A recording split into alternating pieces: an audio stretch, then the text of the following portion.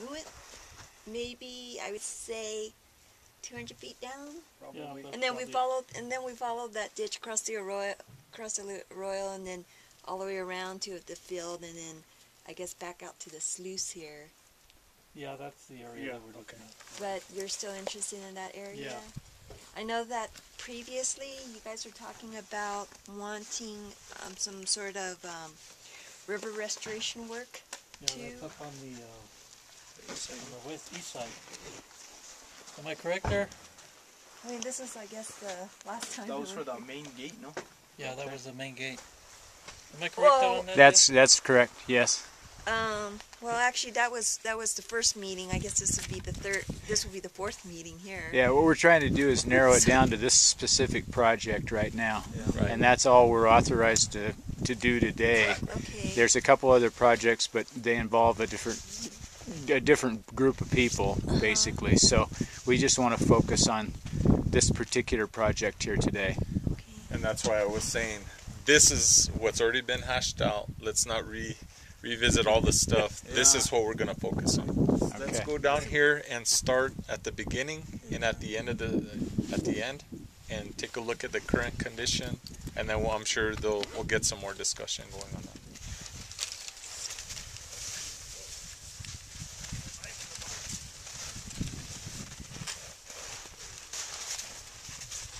They got my gators.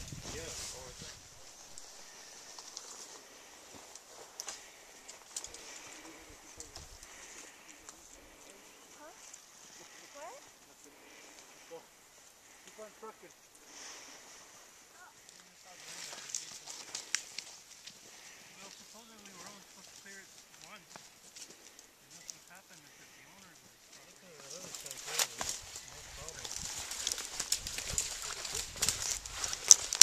He's going to have to just go through the ditch.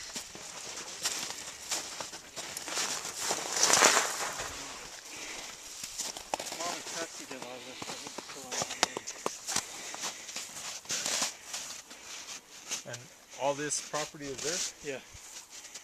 But they gave us permission to do whatever we need to do. We they understand. This is the landowner that the work would be Right. done on. Get permission. Do you know who the landowner is? The Vargas is the last name. And We'll find out. Mateo. Mateo. Mateo Mateo de Vargas. Rudy, so you guys want to go with the original lining up there? You know, I have no idea. Okay. Because the ditch drains here, no? The main ditch. Yeah, the main. But the old ditch is through up there. Yeah, there was an old ditch up there, and I think when they had it up there, they were having more and more problems because of the Borracho Canyon there when in the springtime. Yeah. Because if I understood right, the last guy that was here with us, they wanted to irrigate this too, no? Well, you know, then they have the option of getting the water up there. It's still there if they clean the ditch. Right. The ditch. Where it was. Where it originally. was, the original spot up there, in order to irrigate this whole entire pasture. So I guess we need to know from you guys. Well, you know, on that, since you're bringing that up, what we can do is let's include that as an alternative. Right. And that'll be one of the alternatives is to follow the original path. This would be a secondary. Yeah, but you need to find Alternative. out, I guess you need to find out from the landowner and whoever owns this property that do they really want to irrigate this up here, Yeah, this this upper upper piece, portion yeah. of the property, Will- because if will- it's, Part of this proposal include estimated costs. yes. See, because it would be very hard for us to say do this or do that if we could look at both alternatives and then know what the cost would be. That'd be pretty important for us. So that way, when we do take the alternatives, it's going to be another group acequia meeting. I'm just following the And schedule. basically the burden will be basically put back on you guys to make that, which alternative do we want? And then once that's formalized, then they can say, okay, they want to go with this option. Then it'll be a decision by you guys. How long will we have to react to when we get the proposal? You know, really it's going to be fairly quickly that Hope will be able to put out the planning documents. But I would say within, a month or so, we could get a decision made by you guys. So then that way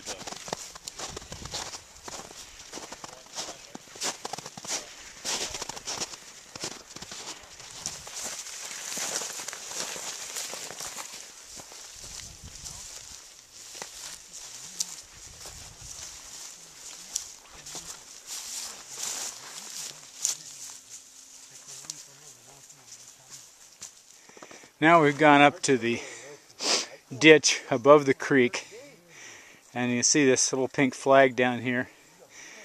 This is the start of the area that we're talking about as one of the alternatives, where there would be either piping or lining of the ditch from here on up to where it crosses the creek and then back down the other side. The other alternative being that the water would be turned in somewhere down here into the passage that goes across the creek to the gate on the other side of the valley here. Here's another flag up here. And this is where the water goes now, huh? Yes.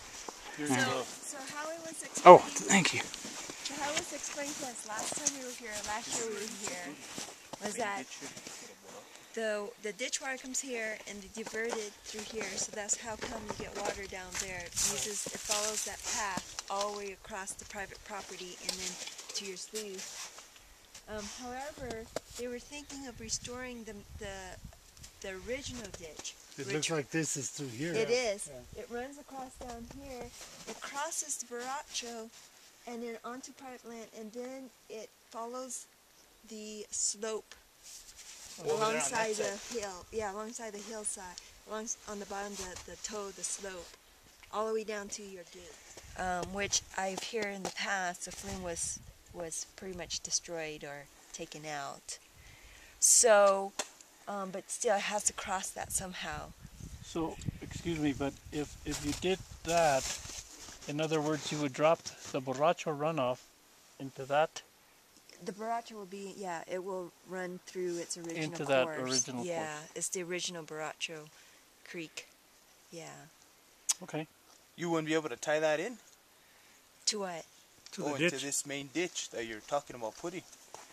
Instead of bypassing all this, bypass all this, Eric, it's going to eventually make a mess. It already is. Well, So you want the Borracho to dump into the ditch? Well, that's... it's But in what a pipe. happens- In a pipe You system, know, I it's an think what's enclosed happened system. in the past, they would let it drop into the Borracho. The Borracho would drop into the ditch, but they would control it down there where that head gate is. Right. And then right. some of the water, if it didn't fit in the ditch, they would let it run down the Borracho, Right. which ends up down there by the bridge, the main bridge that you cross. Well, when you're piping this kind of system, it's gravity fed. So it's all run by Right. elevation. Yeah. Right. So if you start here, and then you break pressure down there, you might not have that head. So how are you going to put that river water you're gonna into have a your flow. pipe? And also another alternative is to go wrap Is it to around, follow right? the existing Existing ditch. ditch Okay. easement, which is around and then. Right. And so the first option would basically be to go ahead and pipe it straight down and then give some type of water control device to basically continue here, right? Right. Okay. Right.